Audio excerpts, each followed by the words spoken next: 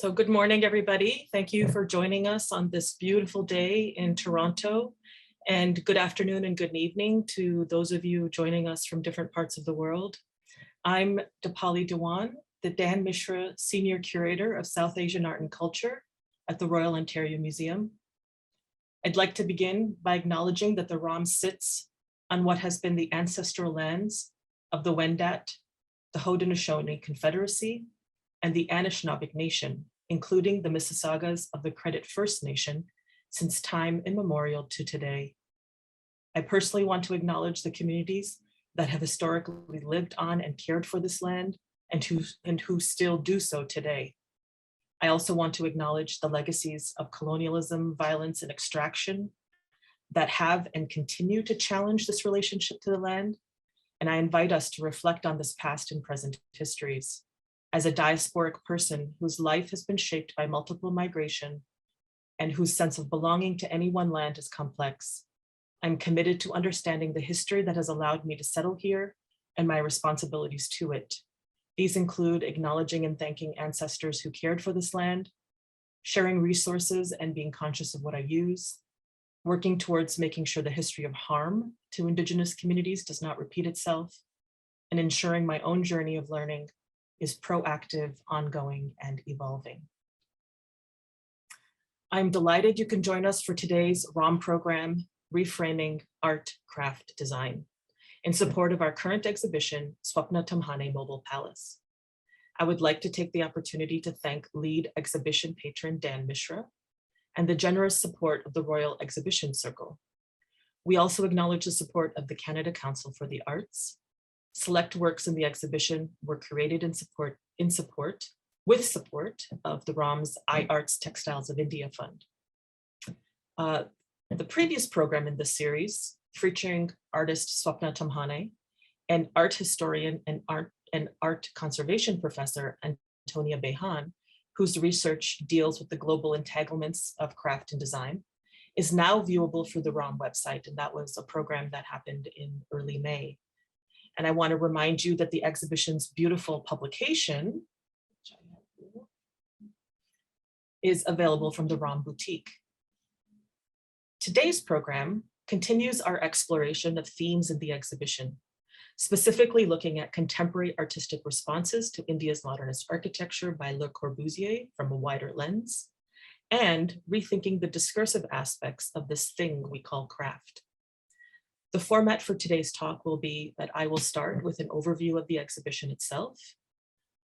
Then we'll have a short presentations by my guests, Shanay Jhaveri and Namita Gupta Wiggers, followed by a discussion and then Q&A period.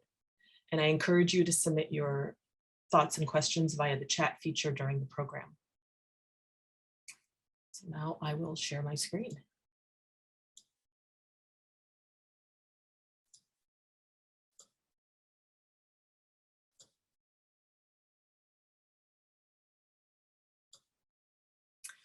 Swapnaa Tamhane Mobile Palace features textile-based installations reflecting the artist's larger artistic practice, exploring what it means to make a mark. The works harness different moments in India's history to push back on colonial ideas about the hierarchical separation of art and craft, architecture and textile, permanence and impermanence, rigidity and fluidity.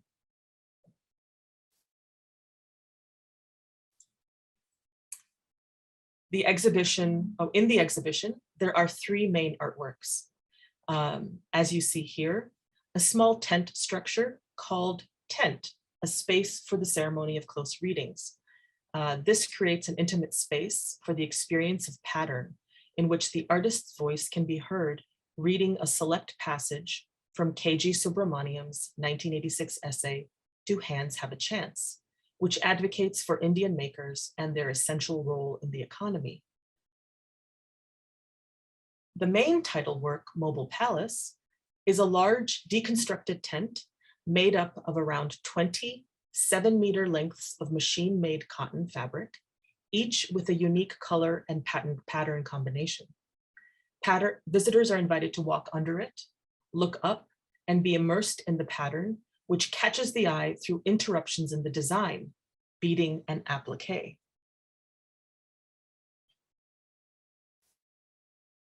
The work was inspired by 18th century Mughal and Ottoman tents.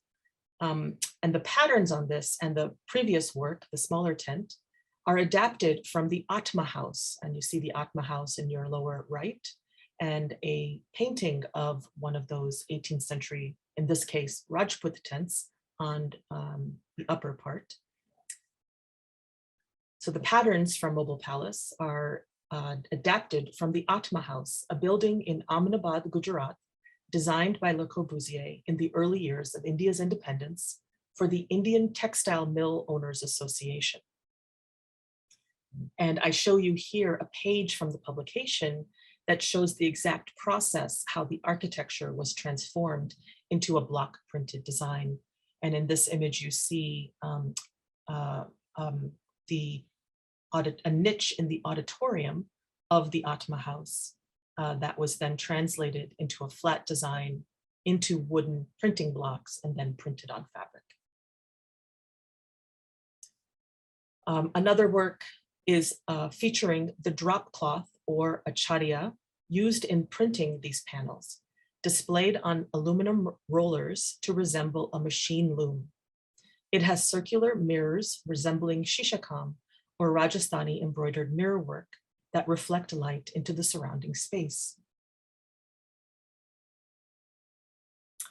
Another work in the exhibition features embroidered mirror work, also featuring embroidered mirror work, is nearby, called Bird's Eye, and it mimics an aerial view of adobe houses in a village in Kutch, exploring the notion of an indigenous architecture. Also included are works on paper made from hand-spun cotton cloth or khadi that Swapnaa bought or made herself. Most feature graphite drawings of embroidery motifs from Pulkari textiles from the Punjab. Also, there are cases featuring the very wooden printing blocks used for the panels of Mobile Palace, along with pages from Swapnaa's swatch book.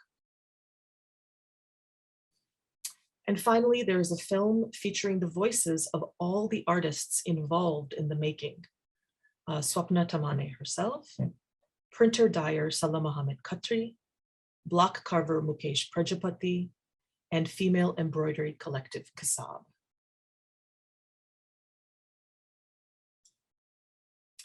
So with that, that gives you an overview of the exhibition itself for those of you who haven't been able to see it.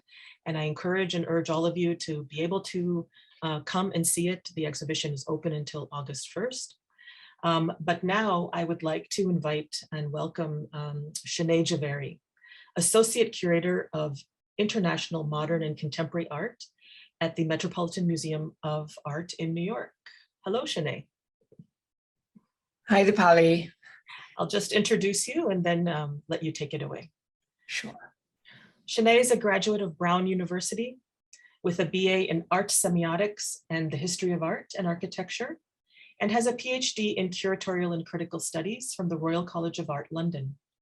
His exhibitions include India, Visions from the Outside in 2012, and Companionable Silences from 2013. He organized the 2018 Roof Commission at the Met with Huma Baba, We Come in Peace, and curated the inspired 2019 exhibition Phenomenal Nature, Mrinalini Mukherjee at the Met Brower. His Brook projects take a bifocal viewpoint in exploring artistic encounters between India and the West. Sorry, excuse me.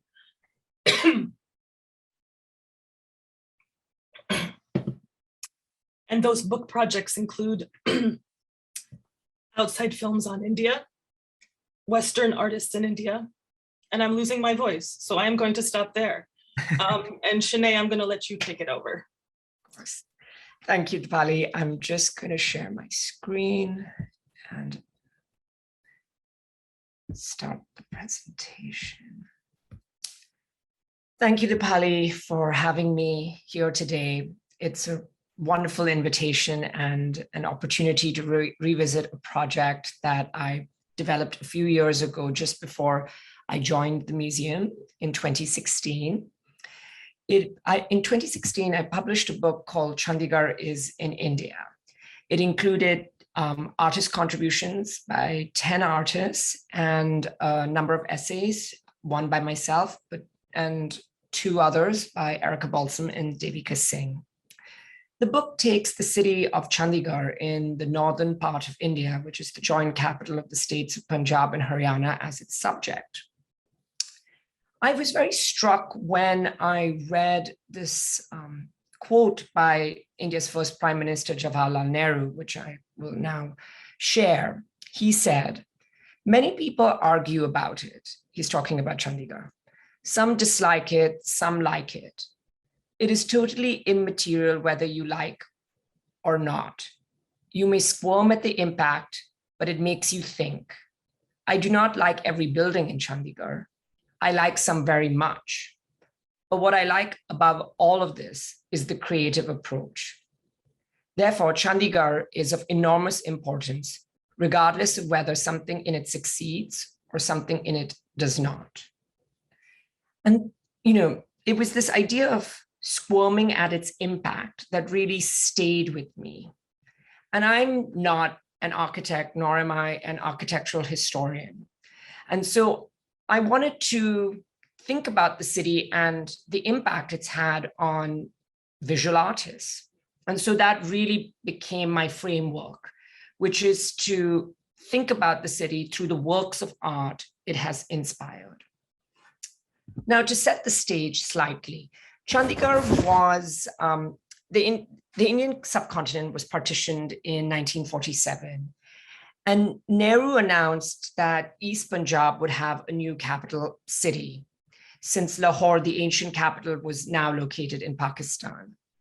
It was a practical as well as symbolic gesture, as East Punjab had suffered amongst the greatest traumas of partition.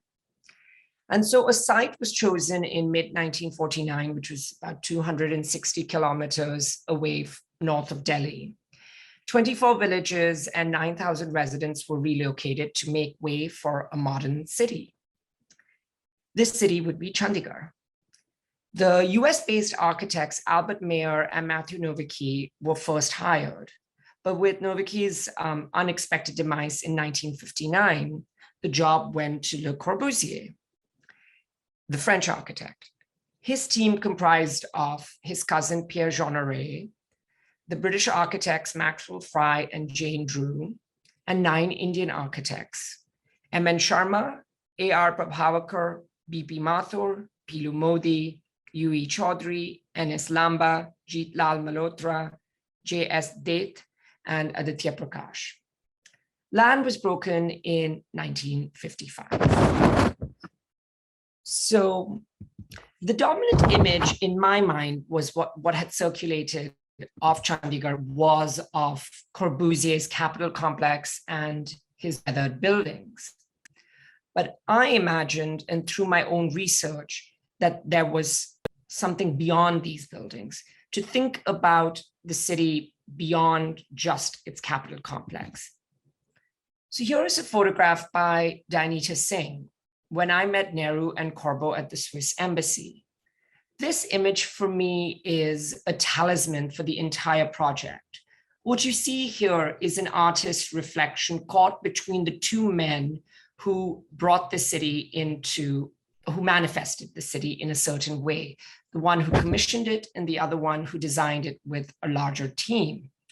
And so the idea of the reflection of the artist on the creation of the city of Chandigarh really, the image set the pace for the project. Now, my endeavor was not simply to aggregate the number of works made by artists on Chandigarh, but instead to press on certain ideas. And today I'm just going to very quickly run through 2 strands that appear in the book of investigation. One is, how was the city being thought of and received and engaged with by Indian artists who were working in the mid-20th century in India at that time when it was being made and was finally finished. And then the other is how Western artists have sought to engage with the project. Now, the thing about Chandigarh is that, as I said, the image that has really circulated or stayed with people is of Corbusier's buildings. And there is a greater reality. It is not singular in that way. And that was something that I wanted to explore and its place in a broader landscape in India. And so this leads me to think about a group of artists who were practicing in Baroda in the neighboring state of Gujarat. And they came to represent a significant, movement of art practice in the post-independent period. And so I reached out to the artist Nilima Sheikh, who offered me a very interesting insight. And I quote her: "I think that in some ways there was in Baroda not a very open mind about Chandigarh. This was in the 60s when I was a student there. There was an a priori prejudice against the fact that it was so planned. I had a different relationship with Chandigarh. I came from the north. I hadn't thought of this earlier, but it strikes me now that they're privileged a slight snobbery regarding its supposed sterility, despite a grudging admiration of the architecture. There was never much talk of Chandigarh. This might have been because of the Baroda modernism set itself up as a distinct from the modernist pedagogical aesthetics of nearby Ahmedabad, which developed around its urban architecture and industry linked with design education," end quote. So here you see photographs by the artist Ghulam Muhammad Sheikh, who's Nilima Sheikh's husband and was a significant figure in Baroda at the Faculty of Fine Arts. He visited the city in 1966 with the artist Bhupin Khakkar. And they were very interested in what he called the visual bonus of the Chandigarh Museum, which was its framed collection of miniature paintings. And so it was really, their journey there and back was to look at these miniature paintings, but he did take notice of Chandigarh's architecture and made these photographs, which for many years remained unpublished and of late have started to recirculate following the publication of the book. So Ghulam was one of the few artists who did engage with the architecture in some way. Another was Nasreen Mohammadi, who was a noteworthy outlier because she directly engaged with Chandigarh, its architecture, as apparent from this photograph of the Capitol complex. But she was also attracted to other architectural sites, such as Fatehpur Sikri, a city commissioned by the Mughal Emperor Akbar in the late 16th century, and the Jantar Mantar in New Delhi. For reasons unclear, these photographs that she took were never published or exhibited in her lifetime. But they're compelling in what they demonstrate in her apprehension of form within space and her ability to move instinctually between material and more phenomenological sensations. On the left, you see a letter she wrote to a friend dated from the 20th May 1980, where she writes, "I was in Chandigarh, where I feel as if Corbusier built areas for the value of defining space." Different, but again, a hypnotic feeling for a space in Fatehpur Sikri, end quote. So you see her locating and thinking of Chandigarh not in singularity, but within a larger landscape and also a greater arc of time. And then another very rare project from that moment is Nalini Milani's Utopia from 1969. So it is a work that expressively takes the subject of architectural modernity of post-independent India. Utopia is originally a double film projection, which started in 1969 with the 8mm stop motion animation Dream Houses. The vibrant animated component of which Nalini accomplished as a member of the Vision Exchange workshop set up by Akbar Padamsee in the late 1960s. She was inspired by Johannes Eaton's color theories and Laszlo Moholy-Nagy's photographic experiments and light space modulator. Milani built a model townscape from thick black paper, which she photographed under varying slants of light, providing perspectives as if from a construction crane. Large negatives were then made on acetate sheets with registration holes. Filters were used to color in the gray tones in the acetate sheets, then shot individually on 8mm film. The second sequence was filmed on 16mm in 1976 after Melanie chose to return from Paris, where she had been on scholarship. Part of the 1969 material was superimposed on the black and white sequence shot in 1976 of a young woman looking out of a window onto urban sprawl of suburban Bombay. When queried about the work and whether it was about Corbusier and Chandigarh, Melanie admitted, "It was from the discourse around Chandigarh. I have not visited Chandigarh even today. During the Nehruvian years, it was a kind of model we were looking at for the future. And so the India we see today, or I see today, and my generation, is a very disappointing one." So utopia occupies an important place, not merely as a formal study, but as a pulsating confrontation with modernist architecture, its utopian potential, through which Melanie affectively brings into sharp and pointed consideration the unsettling urban landscape of post-independent India. Now I'll move on to the second strand that we look at in the book, which is setting Chandigarh within the larger landscape of architectural projects in India. So there is a tendency to fixate on Chandigarh, it as a planned city, this major commission by a Western architect, but there were many other projects that took place in India from and throughout the 20th century, made and rendered by Western architects. And here is a picture, work by Michael Mueller called Chandigarh Auroville Utopia Express. And what this picture very succinctly does is that it connects Chandigarh in the north with the city of Auroville in the south. Auroville was built in 1968, and both cities represent aspirations to alternative futures and modes of living and expression. And I think that what Mueller does in a very simple and effective way is to dislocate Chandigarh from being this behemoth and rather place it within a larger landscape of India. Then there's a project by Dominique Gonzalez Foster, which is reproduced in the book, which is a calendar for 12 months. And each month is of a different year. But what you see in it are public spaces from across India. And Chandigarh happens to be one of these public spaces. So you see Chandigarh here on the left with another public space on the right. You see it here again with somewhere else. And you see Jantar Mantar, which I mentioned earlier. So again, what Dominique Gonzalez Foster is doing is setting Chandigarh within a larger set of coordinates. Then you have the Indian Palm Study Project by Cyprian Gayad, who again focuses on palms, but palms across India. So one is shot in Chandigarh, some are shot in Calcutta, others are shot in Hampi, but you're not clear of where each one is set.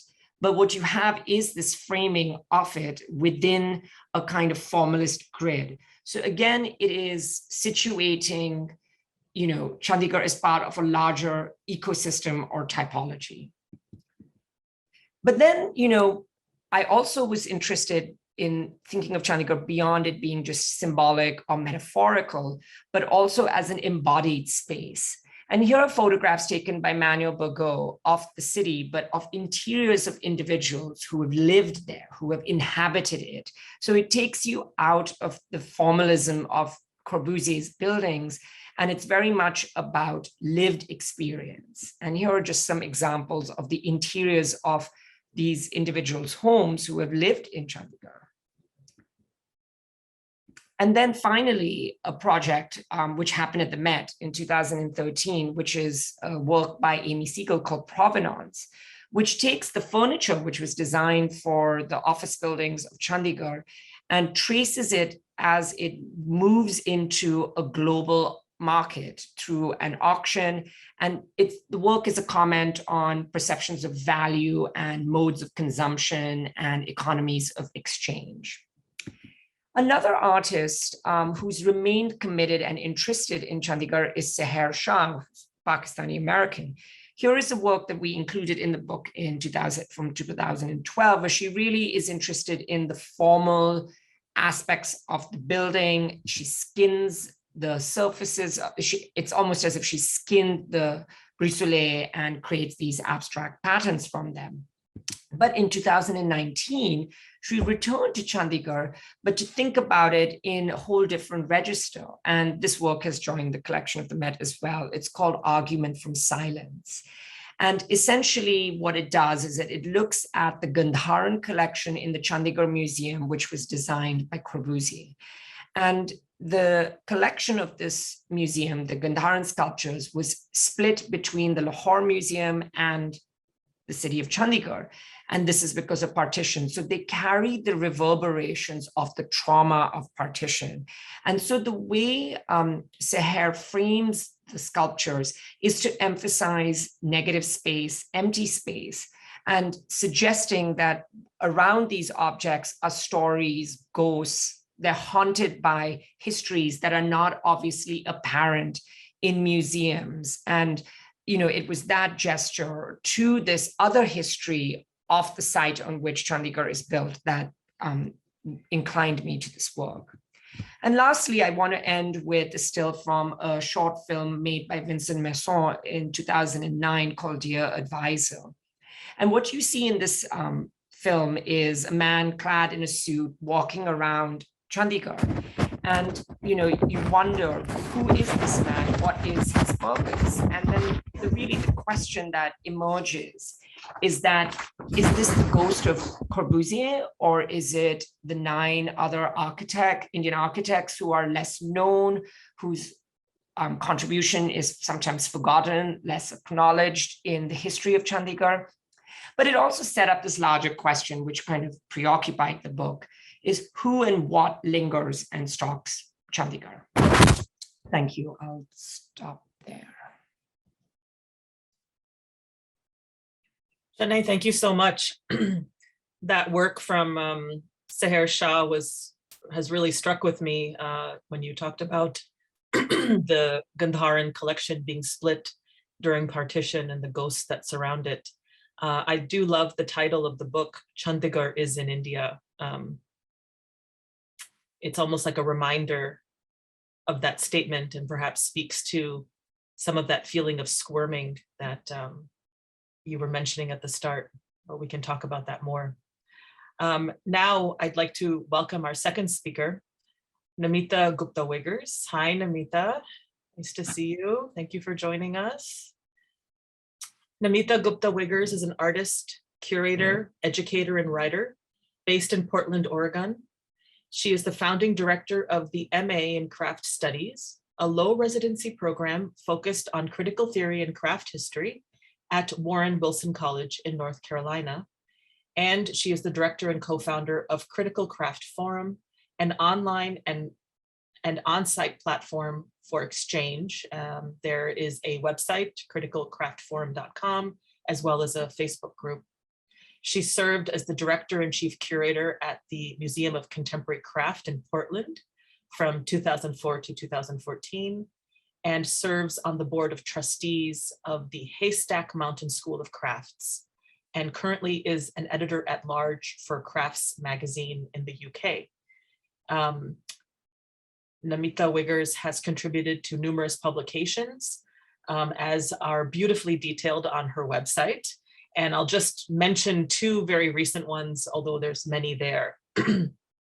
One in just recently published in 2022. Actually, you can tell me if it's been published or it's forthcoming, called Knowledge is a Shifting Form, Forms in Japan and Richard Serra's Verbalist, where she asks, what does it mean that contemporary conceptual art in the US is based on craft, Asian and Asian American ideas? And in 2021, a publication called Can Craft Save America in Metropolis magazine. Namita, please go. Thank you so much. Thank you for the invitation. And Knowledge as a Form is forthcoming. So I will let you know when it's available. It's going to be published through the Center for Art and Research at University of Oregon. I'm going to share my screen.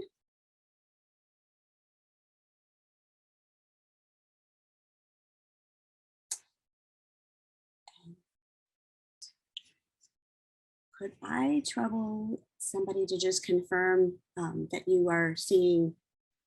Yes, it's all good. Super. Thank you. Thank you so much. Deepali, thank you for reaching out to me. And I really appreciated our conversation about the idea of craftscape. And so I'm focusing my comments today around this idea as a way of framing Swapnaa's work and to give us some things to think about. I'm also very excited because there are some things, and I'll touch on my list as Shanay, as you were speaking. There's some really interesting parallels and connections in the things that we are speaking about that I think are going to come through in the juxtaposition of our presentations. So to start, let's start by breaking up the word craft and scape into two separate words, craft and scape. So thinking about craft, here are some of the words that are used, here are some of the words that are used to describe and define craft. And I'm just going to read them out very quickly to remind everybody, and I'm sure that I've used these words, I'm sure you've used these words: traditional, nostalgic, functional, heritage, decorative, past, amateur, authentic, functional, skill, labor, material, local.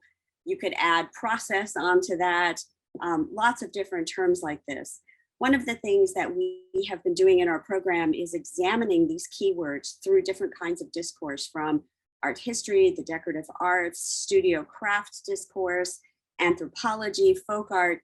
And what becomes really clear is that these words are really quite muddy and not really very clear in how they speak to the experience and the longevity of craft itself.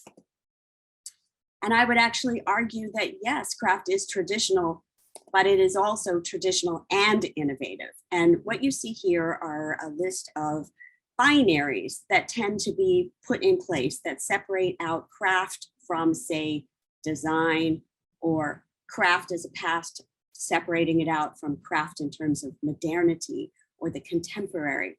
So craft gets positioned as being in opposition to innovation, or nostalgic as opposed to new, decorative as opposed to abstract, past as opposed to modern. My argument is that yes, it is all of these things and all of the other things as well. It is this wonderful, messy thing where it's really hard to categorize, and that is the power and strength for me in where craft is. One of the things that that is the biggest problem with craft is, I apologize, my computer seems to have a mind of its own, so I apologize for flipping back and forth here. One of the things that we talk a lot about in our program, and that I think is important for us to recognize, are the blind spots that we have. And some of these blind spots really in some ways are connected to the way knowledge comes to us. And I say that as somebody who was born in the United States, raised through the academic system here. There is a way in which I have been taught to understand craft, to think about craft, that is in opposition to my lived experience of a grandmother who knew how to do a number of different kinds of embroidery techniques from many different parts of India, and a mother who knit, and a grandfather who worked with making jewelry and just redesigned looms and before going on to do other kinds of business endeavors. So I feel that there's a need for us to recognize our own blind spots as we write, as we think about craft, as we talk about craft, and as we engage exhibitions like Swapnaa's exhibition itself. The question that I like to ask is not to ask if something is art, craft, or design, but to ask which craft are you talking about? And what this does is disrupt hierarchy. It disrupts this notion that there are certain categories where every object must fit. It can be categorized that way. I've done it. I will probably continue to do it in my own work. But if we ask a different question, we have a different way of engaging other kinds of work in our thinking about what craft is. And it makes craft huge. It makes it enormous. It makes it rich and full and broad, and brings in everything from tourist craft to the jumper that my mother kept making for me that my pet Siamese cat kept eating, which never ever got finished. It brings in studio craft. It brings in craft as part of microeconomies from villages in India. It brings in craft in lots of different ways. And it gives us a chance to think about what strategies and what systems are at play here in order to understand that particular kind of craft, rather than lumping craft into one broad category itself. So this individuation, this separation out by asking which one is a strategy that I think allows us to talk about more craft and bring craft in juxtaposition with each other from different places, from different time periods, and to think about craft in a different sort of way. The tricky thing about craft is that craft is impossible in many ways to separate from the question of how knowledge is constructed, and also to separate it from commodity structures, capitalism, colonialism. When we say cotton, cotton is a material. Cotton is a commodity that is perceived of as a product, something that is purchased and sold and so forth. Cotton is also a material. And so in the hands of artists or craftspeople and designers and artists who are working in other contexts, this word cotton remains the same, but the way in which cotton operates becomes really, really different. And I think this is at play in Swapnaa's exhibition in many ways that I think are important to recognize. So the question that I would like for you all to think about is how knowledge is constructed, documented, and conveyed. And what you have here is an encyclopedia page that lists it as a national product. I have to admit, when I was a kid, I would look at these and I would think, okay, great, cotton jute, yeah. Didn't understand why that was there. Looking at it now, it means something very, very different when I think about it in terms of the tombstone style labels that we write that list those same materials or ingredients for an artwork in a museum exhibition, and how this all connects craft to certain kinds of economic structures and power structures that are going on around it.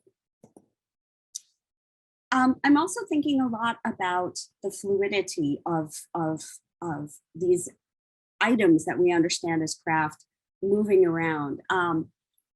Empire of Cotton, A Global History by Sven Beckert is a good sort of primer or beginning to start thinking about the way in which the desire for certain kinds of commodities or craft-based materials and craft products changed how people moved around the world. And what you see here is a map that shows the Silk Route.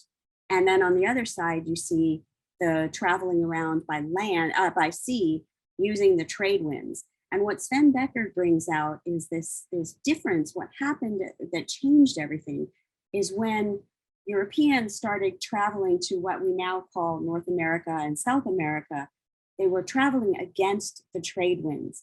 And that changed everything in terms of the circuits and the cycles and what kind of priority of which parts of the world, which land, which ways nature was moving, allowing people to move around, all of these kinds of systems and structures. And it changed the kind of cotton that was being used in Europe because a different kind of cotton was being grown in North and South America. So there's this movement and migration. And this is something that I found really compelling in Swapnaa's exhibition too, this thinking about the tent as part of this much longer history of movement and shifting and migration to look for commodities in different ways, which is what drove people from place to place. I also think about this in terms of the kind of violence that's associated with this.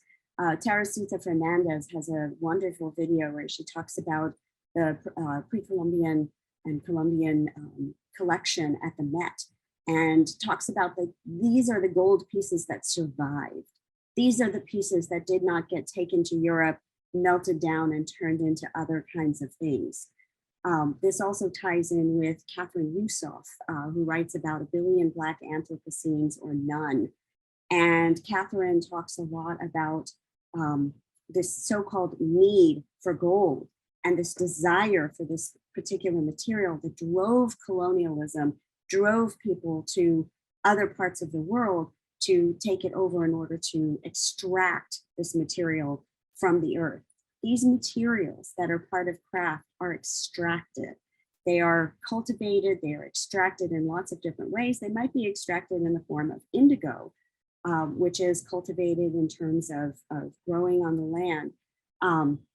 And Priya Kanchandani, a couple of years back, did an exhibition called The State of Indigo, which in which she talks about how at one time it was said that every time a box of indigo traveled from India to the UK, there was blood in it, because the changing over of the land, the forced cultivation of indigo to satisfy other needs in other places, altered the agricultural system in India itself.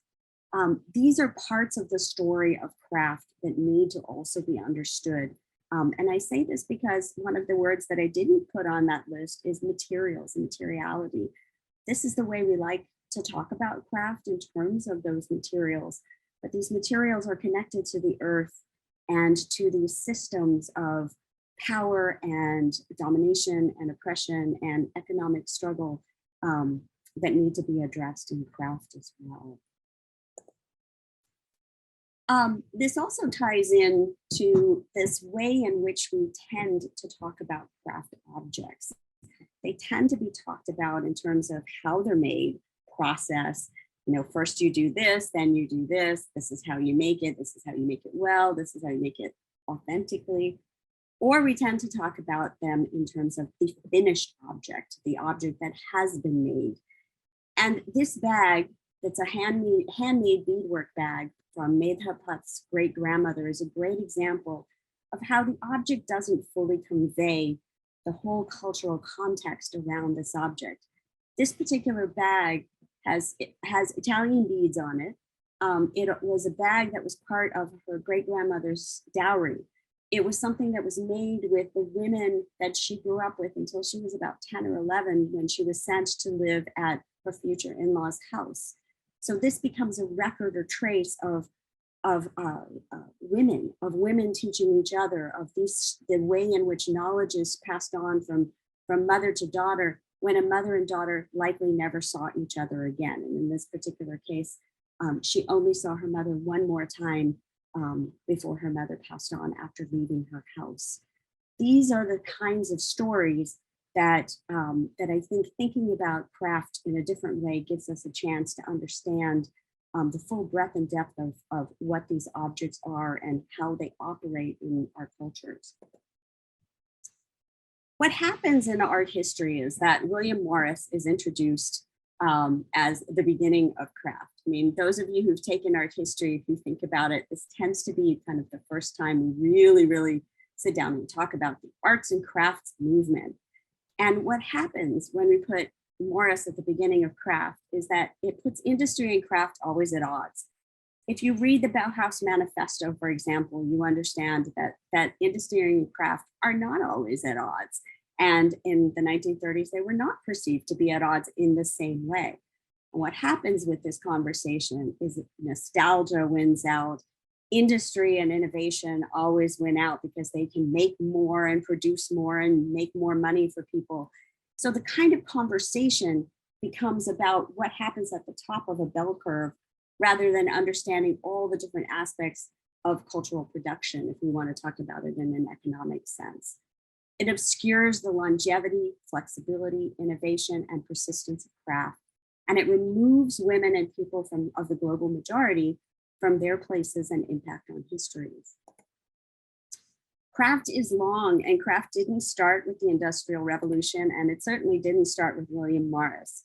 And what I would like to see us work towards, and what I try to work on myself and to teach my students, is to understand that William Morris is important, but he is as important as understanding the people who made the patterns and the textiles and kalamkari work and the patterns that came from India that William Morris borrowed or appropriated, however you choose to understand it.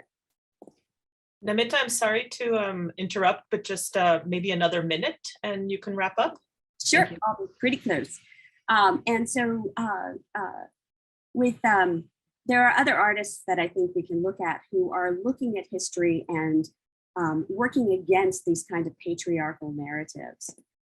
So in terms of scape, the other part of this word, I'm thinking a lot about Arjuna Padarai, the anthropologist, and thinking about how he writes about the ways in which objects circulate and create meaning in outside of and in addition to structures, and also thinking about the scapes from his essay on globalization.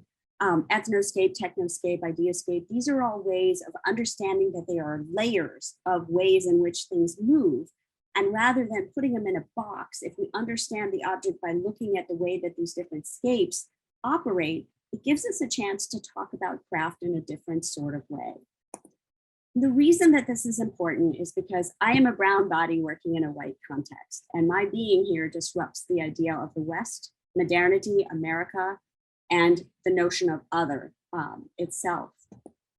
There are some resources that that Erin is going to put in the chat, or either as a document or as links, that give you some examples of the way that this idea of the craftscape is being put into action. And I'll just skip through these super quickly.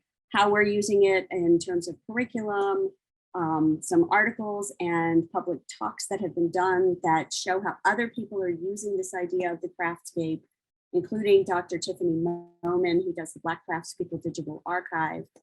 And to conclude, I just want to share with you that one of the things that our Dean of Land at Warren Wilson told me is that when he walks through a forest, he reads the landscape by looking at the way in which other people have affected that living environment and thinking about what he is doing as having an impact 100 years from now.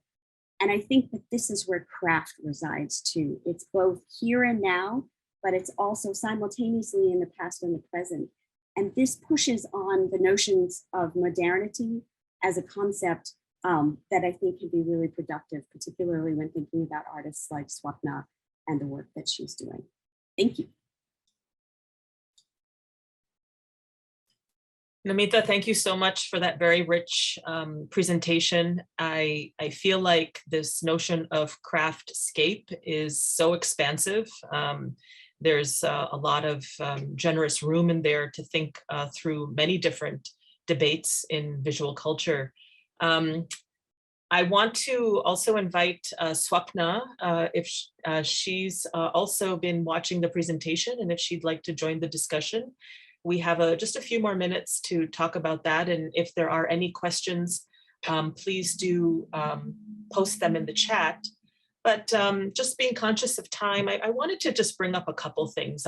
As you all can see, our presenters have two very distinct voices. And these are areas that are separate, but they come together in the exhibition Mobile Palace. And I think I would love to start with this feeling of squirming that Shanay, you talk about. And that's from the Nehru quote, right? Am I remembering that right? Yes. So this feeling of squirming, I feel, Namita, also there might be this feeling of squirming around the notion of craft, which has even led you to come up with this concept of craftscape. And, I feel in some ways, Swapnaa, this feeling of squirming might be the starting point for your work as well, in terms of a sense of discomfort that you had when you encountered Corbusier's architecture in Ahmedabad, or when you, and even working with this idea of craft. So I kind of want to put out there this feeling of squirming and see where you all sit. I mean, Shanay, in some ways I want to, why isn't, I feel like we still have this feeling when it comes to Chandigarh. I think, and that's what really struck me when I read that, and that even that Nehru himself had articulated it, that it is, the reception of this is complicated. It's the formulation of it. And I had thought that over time, the narratives that had kind of congealed around Chandigarh were of a certain nature. And then to extend that more broadly as well to thinking about modernity projects in South Asia. And so the kind of push and pull, what were the intentions, the aspirations, but the lived experience, and how that is distilled through the experience of an artist from a retroactive stance from the present, but also in the moment. So as I tried to articulate during the presentation, the modern Indian artists working at that time were resistant or uninterested, or kind of kept a distance from what was happening and formulated their own sense of what was modernism. So I think it's about getting a kind of broader picture of how these things sit. And also, some dominant narratives submerge others. So something I didn't bring up in my presentation, but is the rock garden by Nek Chand, who's considered an outlier or outsider or self-taught artist, however you want to describe him. And his experience and his place and presence, which has been so enduring, is never remarked. His achievement is less remarked than the buildings of the Capitol complex, which become the dominant circulating narrative. So maybe I can just turn to Swapnaa to have you kind of comment on sort of where your relationship to this building and started and how it's evolved. Yeah, I mean, I feel when I first saw it, I'd like to think of it as an alien invasion in the middle of this very busy street, which is now surrounded by, terrible forms of the vernacular architecture of the local, in a sense. And I like to think of how the geography around it also changed. Like the river, the Sabarmati used to come right up to the back of the Atma house. And Corbusier commented, very romantically, that one could see the washers washing out the cloth in the river. And there's a really, like, speaking of nostalgia, very nostalgic vision. And I think the idea of squirming is really interesting. When I never imagined I would end up working in textiles. I always like to think of my practice as one that's based around drawing. And I very much think of these works as drawings and as a series of mark making through the woodblock carving and the block printing. So the squirming, I'm still also learning about these languages around textiles and patterning. And I'm, constantly sort of facing sort of imposter syndrome as well, amongst people who are very versed in these languages. And just to go back to the Corbusier building, when I first encountered it in 2015, I was visiting Ahmedabad, doing some research, and just kind of, walked into it very brazenly without asking for any permission or contacting the Secretary General. And I really was, sort of struck with the kind of spatiality of it. And Shanay, what you speak about in terms of form and space, and even Deepali, beginning with the land acknowledgement, to think about where these buildings, these concrete alien invasions, and where they're situated and how complex those forms and spaces become when you start to unravel them. And Sahir's work is a beautiful example of that, like the ghosts of that. So who are the ghosts of the people who are working on the Atma house? We have concrete, we have Kota stone, there's this beautiful Burmese teak that's inside the auditorium. How are all these materials transported? Who was involved? Where's the labor? The role of Balkrishna Doshi in that, and the kind of the training on the local architects. Like, all of these things are, for me, problematic. I'm questioning the Nehruvian utopian vision of having a building like that. And at the same time, I'm also very critical of why do we look to the West, to bring these sort of architects to form this post-colonial landscape and the decolonial landscape. So all of it's like in great discomfort. And I'm also very aware that I'm repeatedly printing an image of this building. So there is this, on one hand, I'm aware of the kind of, the interpretation of the celebration of that, but I'm also really attempting to poke fun at it, but in a serious way, so that it is, something of beauty. And because each one is completely different, there is a sort of pushback at the idea of, of modernism, factory production. There's the impossibility of uniformity. And so, Namita, maybe you can also comment on, because I feel like this feeling of squirming, this discomfort, has very much been a part of your path. And I know for myself, I still stumble over the word craft. It's hard for me to say it, and it feels inadequate. It feels like it never can lose its baggage, but there's no other word really to replace it that doesn't have its own baggage. And I don't think that's disconnected to some of the artistic responses to Chandigarh or Corbusier's buildings, or this moment of modernism, in the early history of India's independence either. So what do your thoughts are?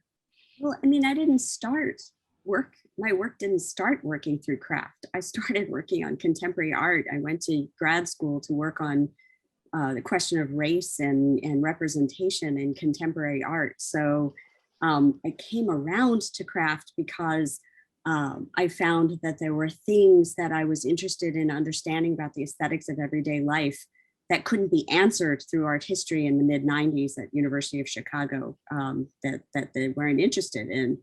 And so I came around to it. And I think it is fraught, and much like, maybe this isn't a fair parallel, but in some ways I think about it the way a stereotype functions, where there's both truth and falsehood within a word or a category. I mean, craft really operates in a similar kind of way.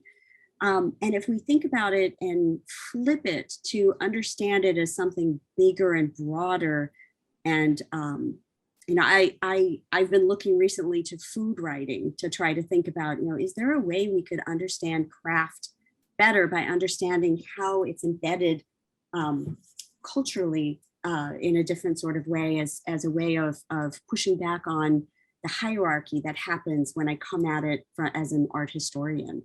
And are there ways that we can flip it around? But this is sort of the legacy of colonialism, isn't it? And the structures of knowledge that we have, that we've inherited from the Enlightenment, is that it's always going to be a tension. And in some ways, we have to going forward. I think that squirming is a productive pushing back on the structures and systems and knowledge that we are inheriting, and saying, actually there are other ways to look at it, in much the way, both Shanay and Swapnaa are turning things around. You think you know something, but you maybe don't know it quite the same way. I think that squirming can be very, very productive. And I think that, I'll be frank, I think coming from the diasporic condition that all of us on the screen exist in, gives us a space to actually push in a different sort of way. And I don't mean that to be essentializing in any way, shape, or form, but I do think it is a part of where we can see some of these tensions perhaps, and actually show all the different components in a different way. I want to bring in just another concept, and I think this will be our last thing, and I'm going to connect it with one of the questions we've received in the Q&A. So stick with me here. So I want to talk about ghosts, and really the work that you shared at the end, Shanay, with Seher Shah's work on the spaces in between the Gandhara collections, I guess in these buildings, and the way it was divided, and the ghost, and sometimes in the trauma that kind of remains within the works and the spaces in between. It's reminding me quite a bit, Swapna, of some of the Pulkari motifs that are showing up in the drawings that you have, that are in the exhibition. So this kind of, very kind of geometric form, but that you've actually drawn with your hand. And so thinking about mark making and drawing in the relationship to embroidery and drawing with thread, but the ghosts that are contained within the Pulkari motif in the way that it was also bifurcated by partition and the knowledge that gets held with women. And then Namita, the beaded bag that you showed at the end of your grandmother's and some of the ghosts that it contains and the sort of traumatic past. So there's like this really strong synergy about ghosts here, I think, and in the relationship between kind of mark making and how to see some of these motifs that have these strong visual histories within the subcontinent that are carried in the bodies of people, that are carried in the hands of people. And the question that's coming through from Akil Virani, an artist in Toronto, hi Akil, is what kinds of things are you doing with your hands these days? How are you connecting daily to craft, cooking, knitting, writing? So maybe some of the ways in which kind of the ghosts come into our daily life as well. So that's kind of a very broad, far-ranging question. Do y'all mind if I jump in on that? Yeah, please. I'm thinking about this in terms of the things that I see as sort of parallels between, thinking about place and time and lived experience that came up in both Shanay and my conversations and what we shared. And what I'm doing right now is marking time in a limited way because I've hurt my finger. But I am doing a daily stitch diary, and it's a way of practicing and getting my hand going. During COVID, I stitched a shirt to mark the passage of time, trying to fill the shirt until vaccines were available. And when vaccines became available, I put the vaccine patches on the sleeves. And so these are some of the smaller daily kinds of ways of using my hands that are tied in.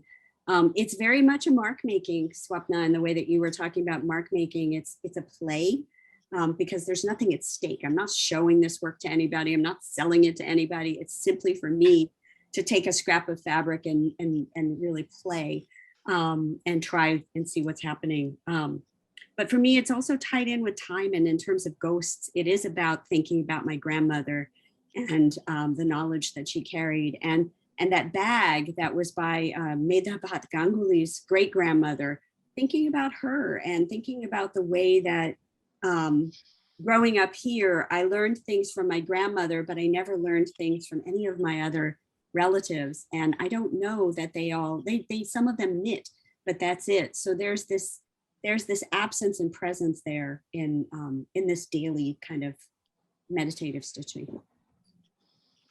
Yeah, I think for me, the idea of a motif really carries those ghosts along with thinking about, portraiture or archival images for another body of work that I'm doing right now that I'm dealing directly with figures. But in this case, I was interested in how a motif can also sort of push back at a viewer, but also tell you so much about those spaces in between and the unaccounted for. So part of that, of course, is knowledge transfer from grandmother to daughter, grandmother to daughter to bride. I was thinking about the Fulkari as having that nazar, that sort of the embedded mistake. I was really obsessed with this idea of, a grid being interrupted, this kind of perfect gold silk floss where you have, however, this kind of two pieces that are stitched together. And even in that stitching, it's perfect. However, there's an intentional disruption, whether it's through color or whether it's through leaving this gap. And I became really obsessed with that. On one hand, of course, it represents for me, the diasporic experience is kind of discord between, I always say I have a culture shock whenever I arrive back in Canada or back in the West after being in India. Somehow it's like that the discord is really clear here with these like wide streets. And there's something that also the happenstance in India where you see like happenstance altars, and there's just so much that is spontaneous. And for me, the motif starts to become all of those things. So it's a very like reduced form It's very pared back, but I was interested with this whole body of work that's included in the exhibition is to think about motif and ornamentation as resistance. So as resistance to, all of my unlearning that I have to do. Like you, Namita, I also turned to contemporary art, but it's very interesting to now, 20 years later, to be working in, quote unquote, craft or craft languages, and to be working with quote unquote artisans. So in the exhibition, Deepali has, she's calling everyone an artist. We're all artists together. So there's a removal of these hierarchies between artisan, craftsperson. So that's really interesting for me to see. So to go back to ghosts, like who are the hands that are involved in all of these works? When I'm making paper, I think about, again, like all the hands that made that fabric to begin with. So everybody starts to turn up in that way in these missing spaces. Shanay, we can let you have the last word. As someone who works at an encyclopedic museum, the idea of being haunted by history is something inescapable on a day-to-day basis. And so, yeah, the kind of working through not just with the object, but also being entrusted with the care of the object, thinking about the labor behind it, the works that have come from origin context, what does that mean? So there's so many ways in which, one is haunted by history. And the task, I think, of the museum today or institutions is to reckon with that in numerous contexts. And it goes from thinking about provenance, but it also extends to conservation and the different types of labor practice that go into presenting a work in a museum and making people aware of that entire ecology or the ecosystem of labor around it and what these objects carry with them, the wounds of being sutured from where they come from, and also what exists in the empty space around them, in the negative space, the thing that is untold, and how does the viewer become aware of that? I think that is the responsibility of many museums today, is to make ways to have that be more manifest.